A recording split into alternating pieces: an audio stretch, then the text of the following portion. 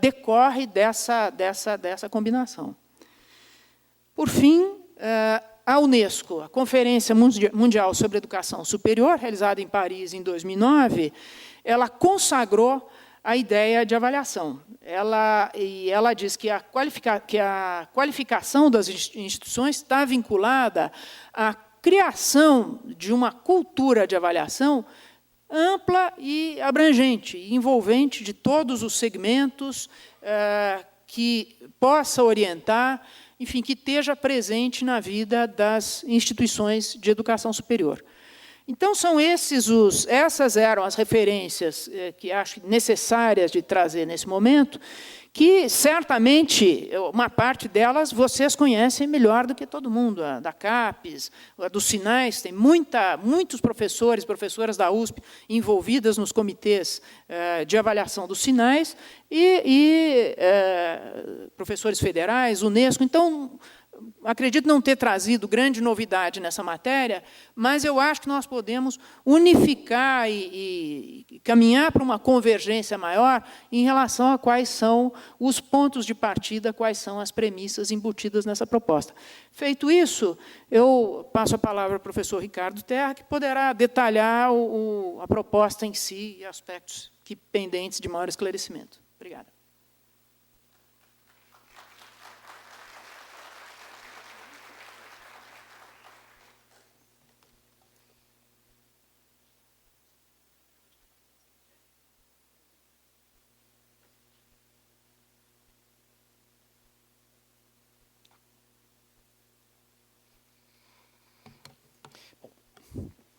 Bom dia a todos. Meu nome é Ricardo Terra, sou professor de Teoria das Ciências Humanas no Departamento de Filosofia da Faculdade de Filosofia, Letras e Ciências Humanas.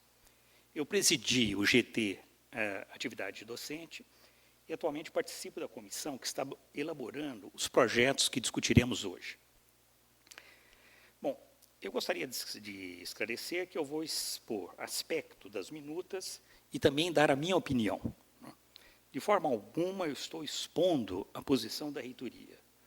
Sou um docente que participa de comissões da reitoria, mas nunca deixo de ter opinião própria. O que eu penso da congregação da Faculdade de Filosofia e Ciências Humanas ou da atual diretoria da DUSP é opinião minha, não muito boa, na verdade. Nada tem a ver com a reitoria. Vamos discutir o que importa. O professor Varran e a professora Maria Paula Dallari, acho que eles trataram das questões fundamentais. Mas eu quero insistir em alguns pontos e trabalhar um pouco a estrutura da proposta. Bom, para começar, eu gostaria de falar sobre diagnóstico de desafios. A palavra diagnóstico aqui está num sentido diferente que a professora Dallari usou. Na verdade, eu estou pensando aqui, eu vou colocar em 4 itens, diagnósticos e desafios, para dizer o que são questões fundamentais desse projeto. Primeiro, há uma desarticulação estrutural da avaliação na universidade, que já foi tratado pelo professor Varran e pela professora Dallari. Eu vou insistir um pouquinho mais nisso. Depois, as normas relativas aos docentes estão espalhadas em vários documentos. Então, a consolidação num documento, no Estatuto do Docente, vai dar uma clareza enorme para esses documentos. Por outro lado, desde os anos 80, aconteceram transformações na sociedade e novas exigências para a universidade. E, finalmente, há uma questão. Como manter a ideia de universidade diante da dinâmica da especialização crescente, combinado com a exigência de interdisciplinaridade?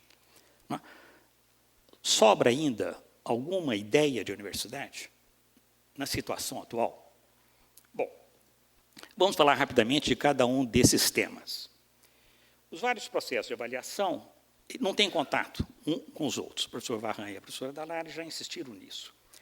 Há uma avaliação institucional pela CPA, há uma avaliação docente pela CERT, há uma avaliação da pós-graduação, da graduação, da pesquisa, da progressão horizontal e assim por diante. Né? Nós temos muitos sistemas de avaliação, né, na universidade. Ora, e com o tempo foram acrescentando outras exigências de avaliação. Com as novas exigências colocadas à universidade pela Sociedade do Conhecimento, foram criadas duas agências. A ALCANE, Agência USP de Cooperação Acadêmica Nacional e Internacional, estamos no auditório da ALCANE, e a AUSPIN, Agência USP de Inovação. As duas agências também colocam importantes questões referentes à avaliação e estão criando mais outros sistemas de avaliação. As avaliações de inovação e de transferência de tecnologia vão se tornar cada vez mais importantes. Outro desafio, né, da avaliação é uma atividade que crescerá muito nos próximos anos. Né? Avaliação, né, da elaboração de políticas públicas. A USP é a universidade de pesquisa pública, estadual. Como universidade de pesquisa, ela tem que se vincular necessariamente a redes internacionais. Mas como universidade pública estadual, ela deve necessariamente ter efeitos locais na sociedade, no Estado e no setor produtivo. A proposta da nova CPA visa justamente a interação dos processos de avaliação, garantindo a especificidade de áreas e ações. E aí eu concordo plenamente com a professora Dalária, que talvez o nosso documento não tenha insistido nessa diversidade. É claro, ele tem que insistir nisso. Daí a constituição da comissão plenária. Eu volto a esse tema, que é composta pelo vice-reitor, pró-reitores, CAA, presidente da ALCAME, coordenação da USPIN, CAI e CAD. Voltaria a esse tema. Então, nós temos uma desarticulação estrutural da avaliação na universidade. Nós estamos propondo uma nova CPA que consiga, de alguma maneira, articular esses vários processos. Segundo, as normas relativas aos docentes estão espalhadas em vários documentos. Nós temos N portarias, né, que foram sendo, com as exigências, elas foram sendo produzidas. Né. Ora, a elaboração do Estatuto Docente consolida as normas que estão presentes em várias portarias.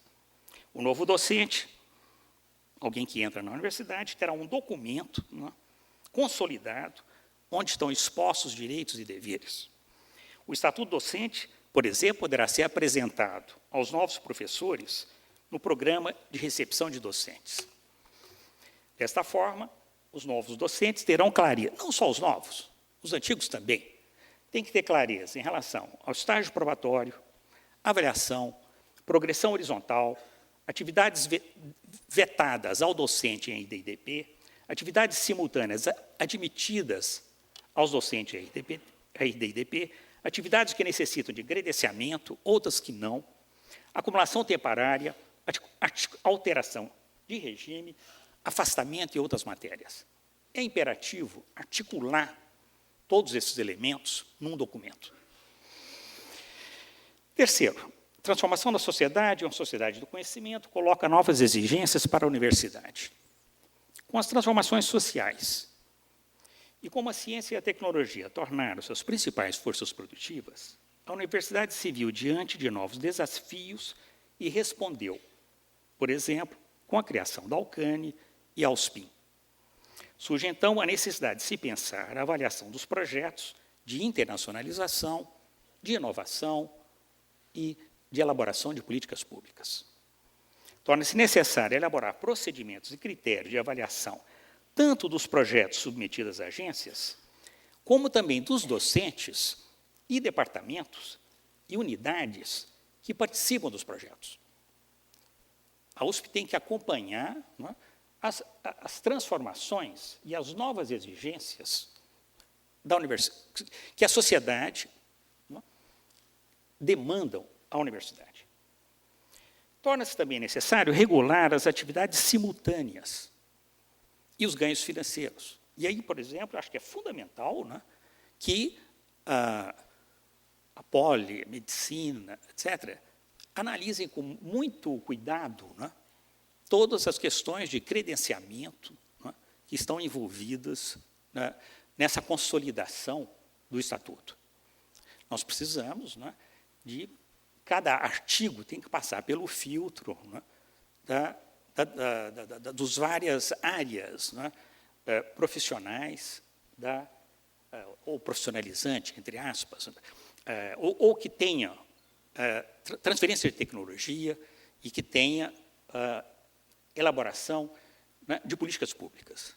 Nós precisamos ver se a legislação proposta, não é que vai ser, no caso, né, nós estamos pensando no futuro, vamos ver se elas são adequadas, né? E aí nós precisamos, fundamentalmente, da colaboração, né, e o envio de sugestões e críticas, né, à proposta. Uma última questão, nesse quadro. O desafio de manter a ideia de universidade diante da dinâmica da especialização crescente, combinada com a exigência de interdisciplinariedade. Qual a inter-relação possível entre as unidades? Questão difícil. É interessante a gente ver que, e é muito importante isso, que as várias congregações que nos enviaram já as suas sugestões e críticas, né, elas necessariamente têm que pensar na sua especificidade. Nós temos que colocar uma outra questão. A universidade é uma mera federação? Ou ainda persiste alguma coisa da ideia humboldtiana de universidade? É claro que as transformações sociais e econômicas, né, nos colocam num quadro muito diferente do início do século XIX alemão. Mas, mesmo assim, o que resta da universidade? Levando apenas uma pequena parte da questão, convém insistir que os regimentos e estatutos valem para toda a universidade. E, ao mesmo tempo, tem que contemplar a imensa diversidade de atividades e perspectivas.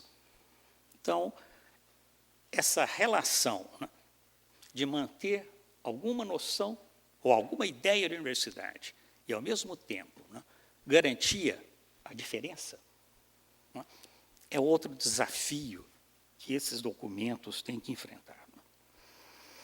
Então, a CP articula diferentes instâncias. A CAI e CAD deve ser constituído levando em conta as grandes áreas do saber. A professora Maria Paula já está insistindo nisso, e é uma demanda de várias congregações, e é uma demanda absolutamente justa. Né? Nós temos que ter no próprio texto, né, a insistência, né, nas grandes áreas e em procedimentos que levem em conta a especificidade, sem perder a ideia de universidade. Né? Os critérios de avaliação deverão ser elaborados em estreita interação com as especialidades. Tem a haver um processo, né, de constituição dos próprios critérios na interação departamentos, unidades, universidade. Né. A proposta da nova CPA visa a transformação da avaliação e acompanhamento e tem que ser revisto de tanto em tanto, e, em certo sentido, constituído no próprio processo. Né. A professora Maria Paula já mostrou como isso é possível. Né. A CP, a CAI e CAD terão que ser constituídos para, então, estabelecer o cronograma das ações, não é? No sentido de estabelecer os procedimentos de avaliação e acompanhamento e o estabelecimento de critérios. Não é? Aí nós vamos ter uma outra dimensão do diagnóstico, não é? Que só poderá ser realizado pela nova CPA. Bom, daí, a mudança, a importância da mudança cultural. A professora Maria Paula também já insistiu nisso, e o professor Varra. O projeto está pensando fortemente na noção de projetos acadêmicos e não projetos científicos. Ou seja, nós estamos pensando em projetos acadêmicos para o docente, para o departamento, para a unidade. Isso vai permitir, então, o quê? Valorizar o ensino, já que o nosso pró-reitor aqui está presente. Né? Como valorizar o ensino se os projetos são só de pesquisa? Ou no projeto acadêmico, nós temos que ter a pluralidade da missão da universidade valorizada. E o projeto do indivíduo tem que estar relacionado com o projeto do departamento, da unidade, né? Então, nós temos a ideia de ter uma cultura de outra ordem. Né? Bom, e mais ainda, espera-se que nos projetos esteja implícito, que seja imanente ao projeto, os próprios elementos de avaliação, os próprios critérios de avaliação. Então, nós vamos poder, né, à medida que se instaura uma cultura, né, de projetos acadêmicos, de departamentos e de unidades, né, em que esses projetos tenham implícito critérios de avaliação, vai ser nessa articulação, né, que nós podemos transformar realmente a avaliação na USP. E esses critérios certamente terão que ser elaborados de forma cooperativa. Bom, aqui eu acho que eu repeti em certo sentido, né, o que o professor Varrani e a professora Maria Paula já disseram. Então, para ser breve, quer dizer, a nossa atual estrutura de avaliação, né, ela aí só tem uma parte. Né? A CPA tem avaliação de departamentos e unidades. A CERT tem uma avaliação individual. Nós temos outras formas de avaliação. A ideia é como articular isso. Né? Bom, nós temos que lembrar também a importância da CAA, a Comissão de Atividades Acadêmicas, né? Em certo sentido, à medida que ela vai, né, atribuir cargos de professor doutor ou de professor titular, ela precisaria de ter o quê? Informações da avaliação para poder, inclusive, tomar essas medidas, para propor a criação de unidades e departamentos. Ora, a CA, para executar a sua ação, ela teria necessariamente estar vinculado a um sistema geral de avaliação da universidade. Né? E, como eu disse, nós temos 2 novas agências, né, que colocam novos desafios para se pensar a avaliação. Bom, e daí, então, digamos, de maneira geral, a proposta. Né? Nós teríamos uma comissão permanente de avaliação, né, com uma... que teria é que aqui, vamos dizer, a CPA é o conjunto. Né?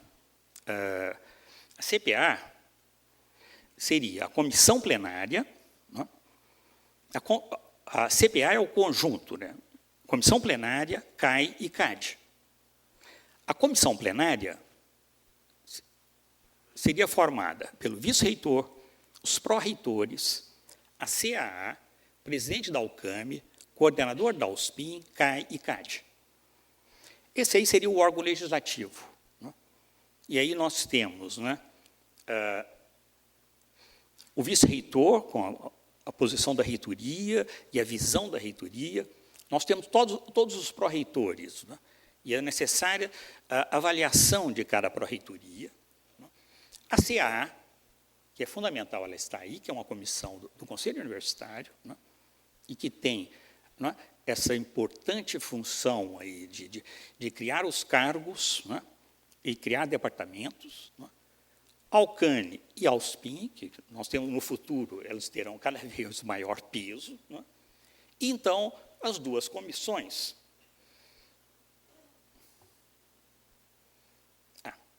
As 2 comissões. Bom, então, a CPA é o conjunto. Aquela parte azul de cima seria a comissão, né? E teríamos 2 câmaras, né? Uma câmara de avaliação adicional e uma câmara de avaliação docente. Né? A CP, né, seria legislativa, daria as diretrizes, articulação recursal, né? E teríamos 2 câmaras executivas. Uma câmara executiva de avaliação docente e uma câmara executiva de avaliação adicional. Bom, veja, essa é a ideia geral. Né? Nós temos a ideia geral dessa articulação que visa, né, então, possibilitar a conversa dos vários sistemas de avaliação. Então, esse, vamos dizer, um dos documentos está tratando dessa estrutura. E o outro documento está tratando o quê? Está consolidando todas as normas, né, vinculadas aos docentes. Né? Bom, O que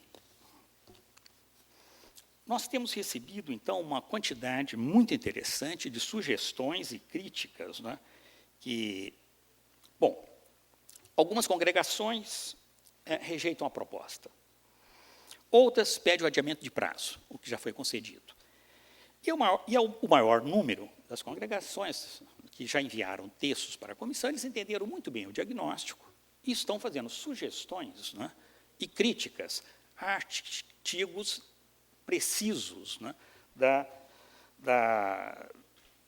por exemplo, a atenção à especialidade e às áreas de especialidade.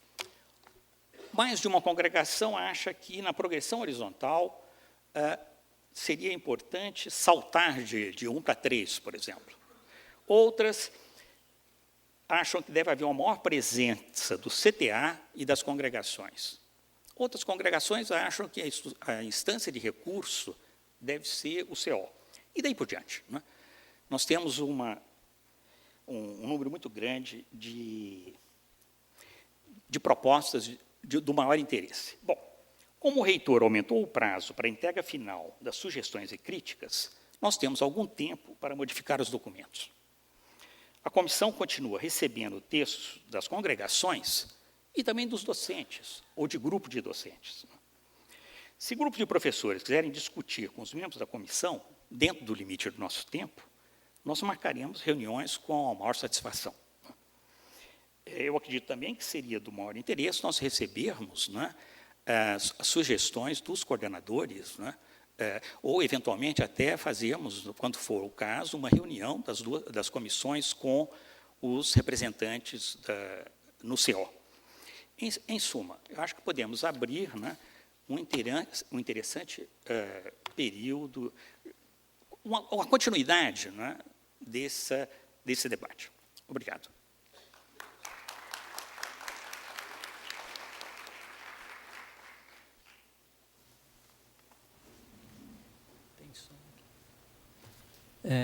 Então, só para esclarecer novamente, agora a ideia é que o professor Ciro faça a apresentação dele.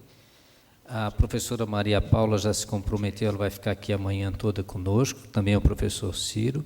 Então, depois da apresentação do professor Ciro, em vez de termos debates e perguntas, nós vamos dar uma paradinha, tomar um café, comer um pão de queijo, estamos com fome, depois voltamos para, então, a sessão de debates e perguntas.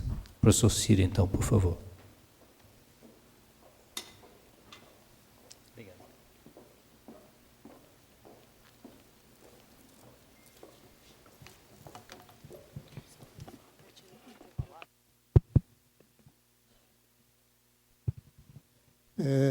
Bom dia a todos e todas. É uma satisfação estar aqui, agradeço o convite, cumprimento todas as autoridades da administração da universidade que também estão aqui nesse evento. E, no interesse do debate, eu vou procurar ocupar um pouquinho menos de tempo da soma das duas falas que me antecederam. E daí vou pedir a gentileza, se alguém puder me avisar, com 30 minutos, para que eu possa concluir antes dos 45.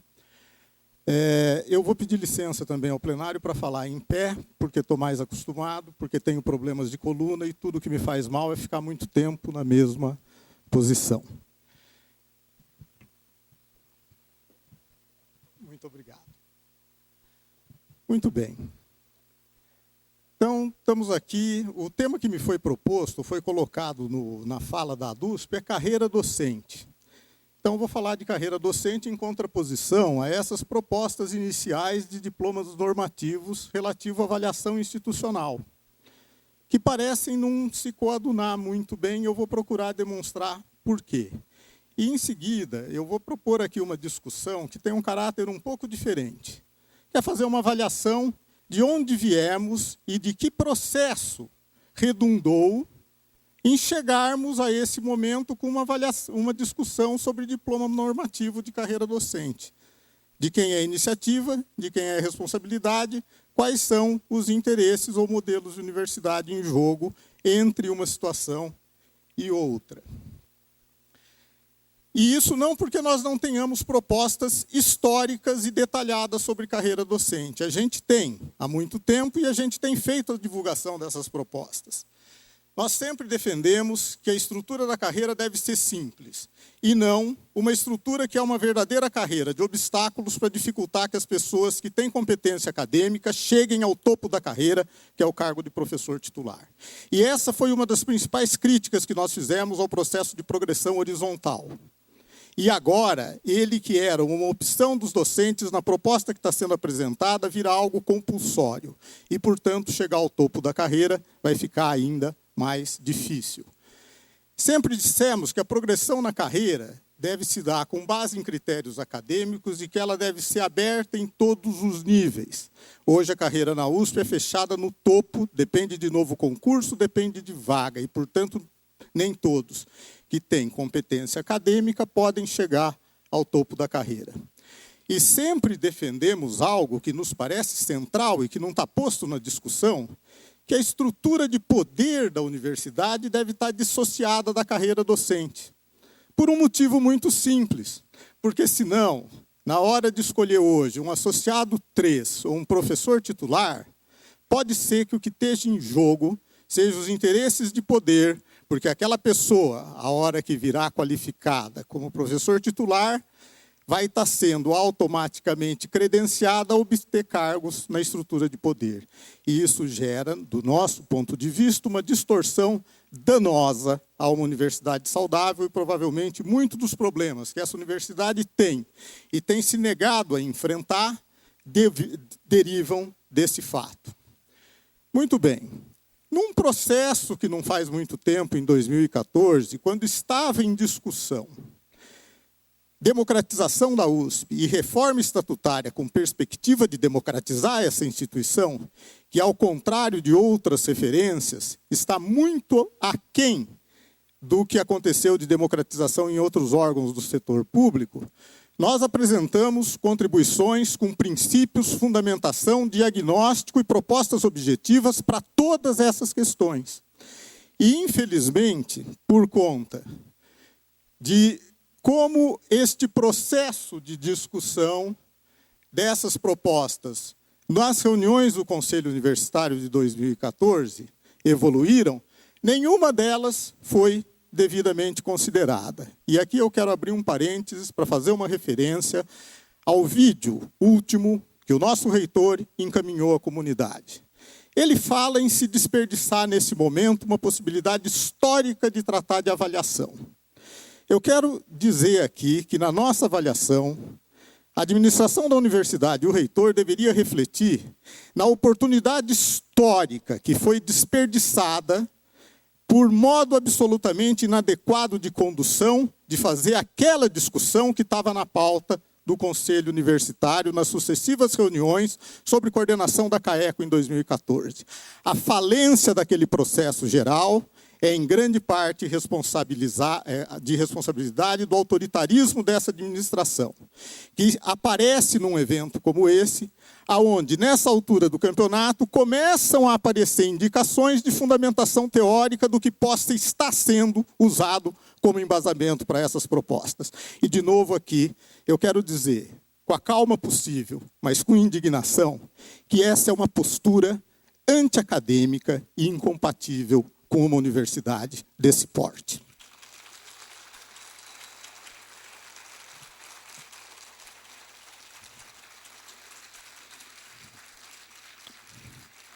Não fazemos isso com os nossos alunos na Universidade de São Paulo. Não tratamos assim o objeto das nossas pesquisas, muito menos a preocupação com políticas públicas. Muito bem. Então, o que para mim parece central é por que, afinal, nós estamos fazendo essa discussão aqui hoje. Mas a gente a fará e a faz, como fazemos agora. Qual a origem e o histórico desse processo?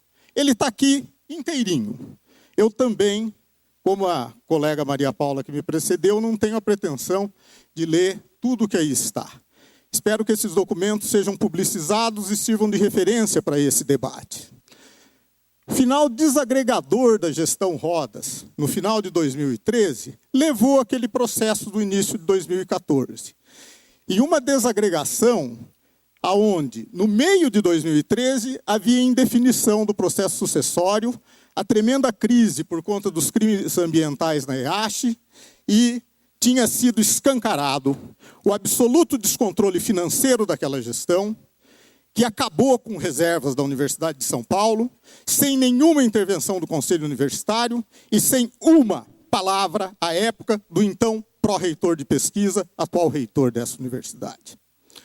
Muito bem, no dia 7/13, as entidades de representação de docente, estudante e funcionário apresentam na reitoria uma proposta de consulta paritária com ponderação de votos para definir a lista tríplice dos candidatos a reitor.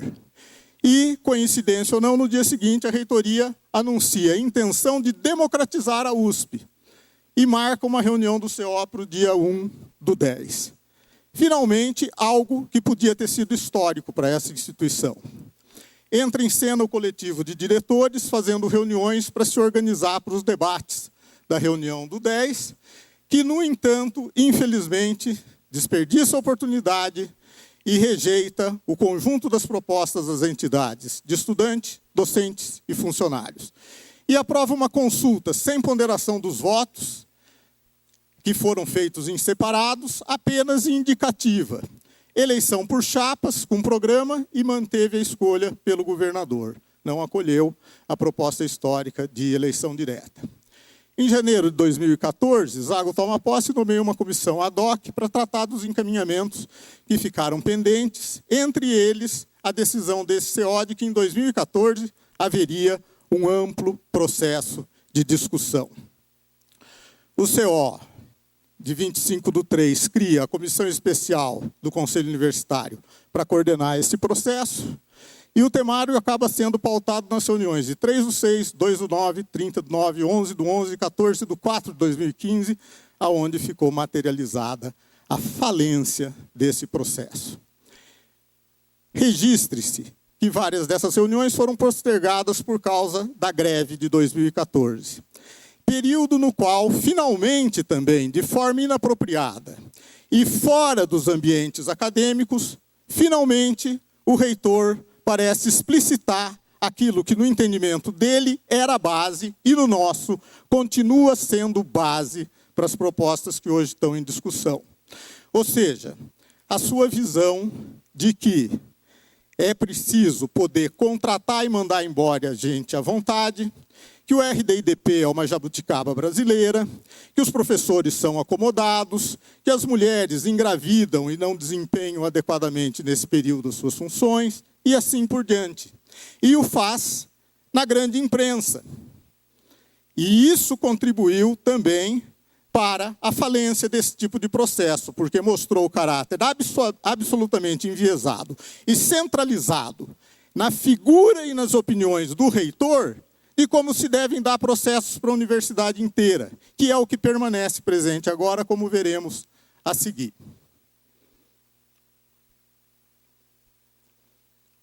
Só um minutinho, por favor.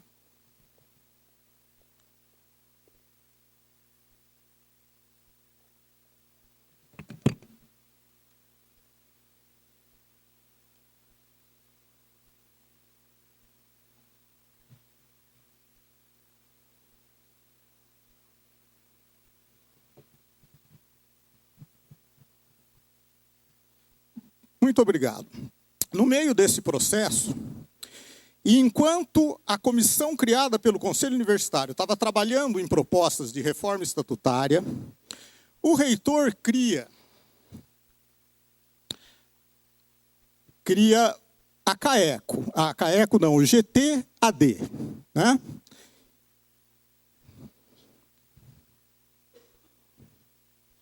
Reitor cria o GTAD em abril de 2014, que divulga, quase um ano depois, em 24/3/2015, um documento preliminar e as propostas iniciais em 11/6/2015.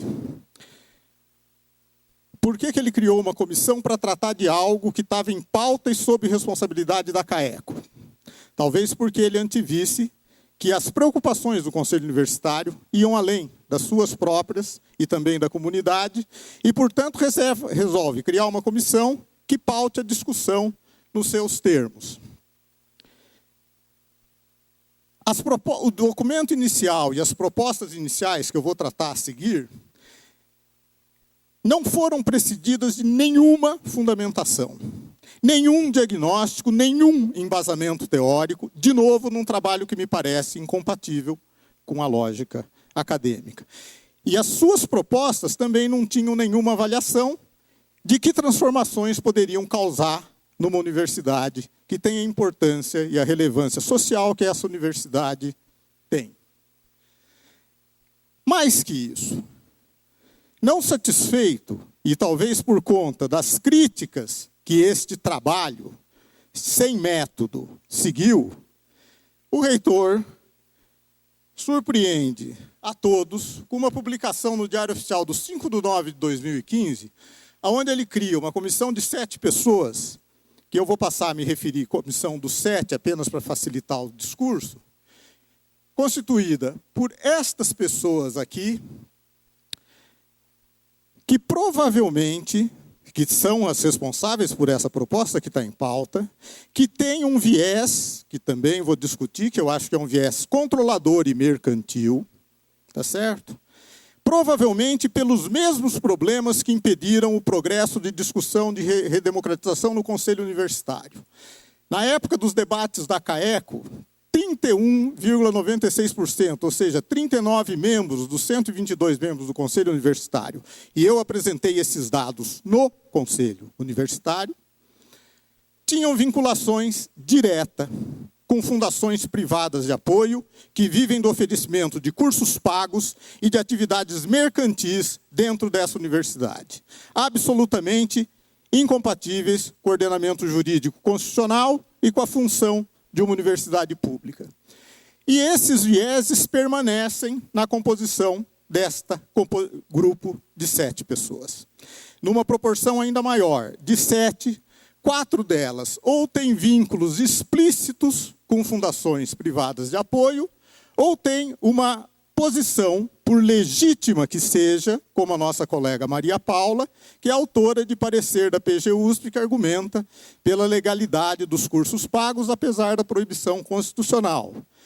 Documento o qual esteve em debate num simpósio promovido pela Pró-Reitoria de Cultura e Extensão, ainda na gestão da Maria Arminda, do qual saiu o compromisso explícito de que seria feito um documento consolidando todas as intervenções daquele debate. Compromisso este que não foi levado a termo pela reitoria até hoje.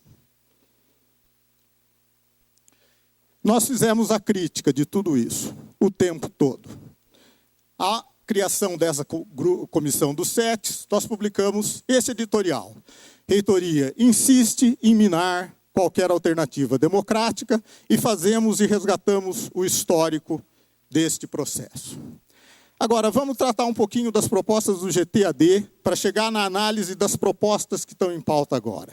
E eu vou defender aqui que elas têm o mesmo caráter de forma aprofundado e hora dissimulado.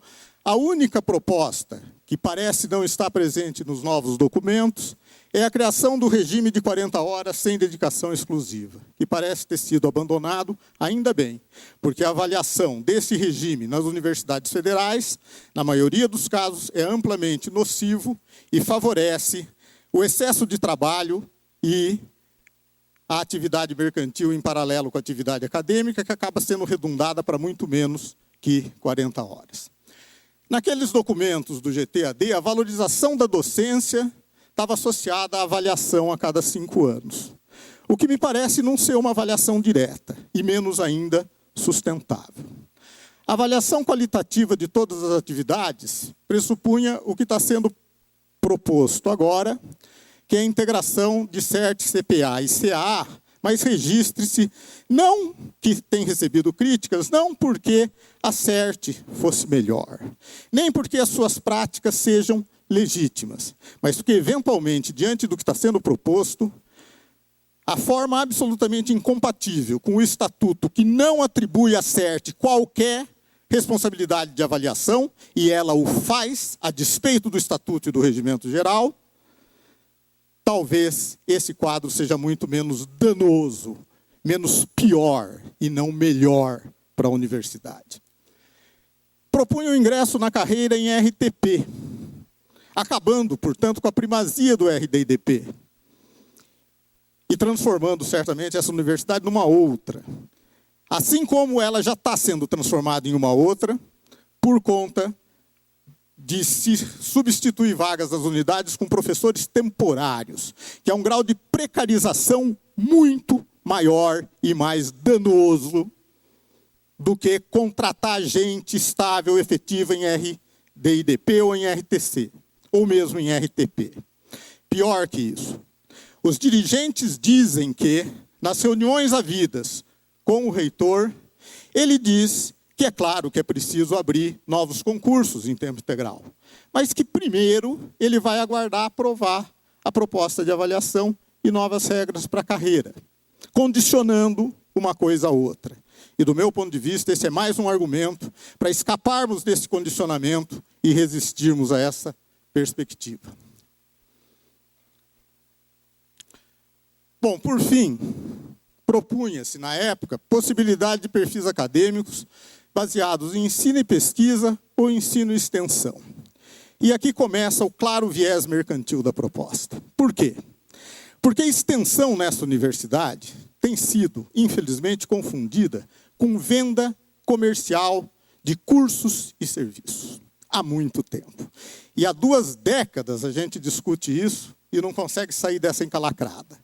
Na nossa avaliação, pelo poder econômico que esses interesses privados têm aqui, porque movimentam bilhões, literalmente, de reais, e eu me sinto à vontade para fazer esse debate aonde for necessário. Os dados estão publicados na revista ADUSP.